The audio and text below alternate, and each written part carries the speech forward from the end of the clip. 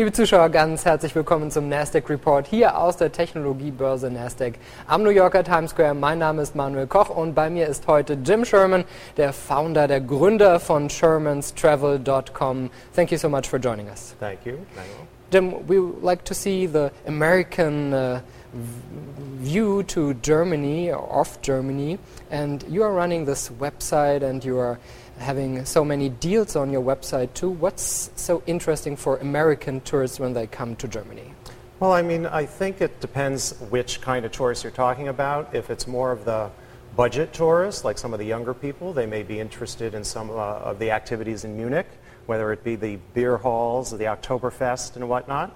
Obviously, that's very popular. Or those that are seeking more cultural aspects of their touring activities to go to Berlin, some that are interested in more of the historic sites.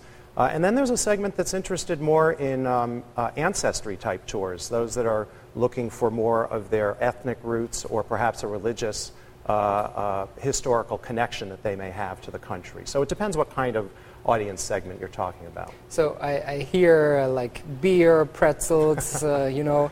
What is the image of Germany for American tourists? Well, I think overall there's a very positive image. I mean, on balance, I think that people recognize Germans to be very polite and very nice. Things are very organized. Things work. And I think, as we all know, if you're an active traveler, that's not always the case around the world. The levels of service are good. So I think in general there's a positive image. If there's any, the only hint of a drawback I would say is that, you know, sometimes Americans say that people need to smile a little more. Of course, I know Germans probably say Americans smile too much. What are Americans looking for?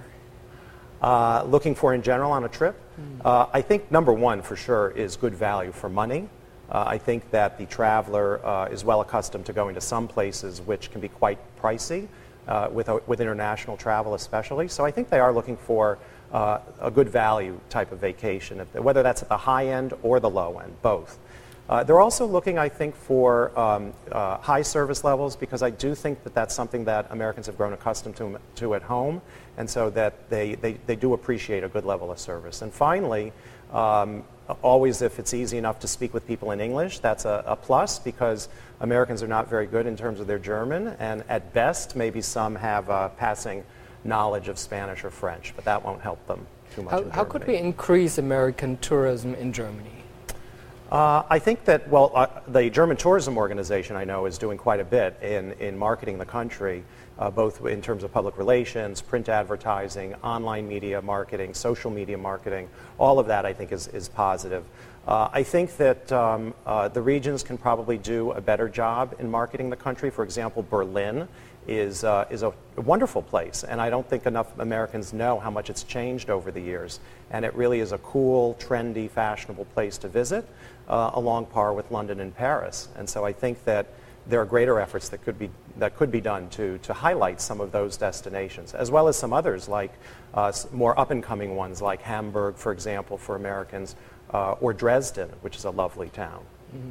We saw last week the earnings of Expedia, which disappointed the markets. Do you see that your whole sector has some problems, but I think people are booking online, right? Yeah, no, I don't think that the problems of Expedia are indicative of a broader problem in the travel industry. In fact, the travel industry overall is doing pretty well this year in the U.S. Bookings are definitely up year over year among travel agencies, tour operators, as well as the online travel agencies. I think that Expedia ran into some problems due to their traffic that had been less than expected from TripAdvisor.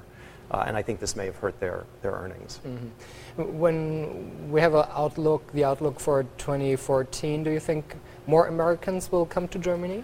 Definitely. I'm pretty certain of that. I mean, there's been a general upswing in overseas trips. On average, typically, there are about 15 million Americans traveling overseas. They take about 30 million trips a year. Germany represents about 5% of that. But there has been growth the last few years in the market, and I think next year will be better than this year.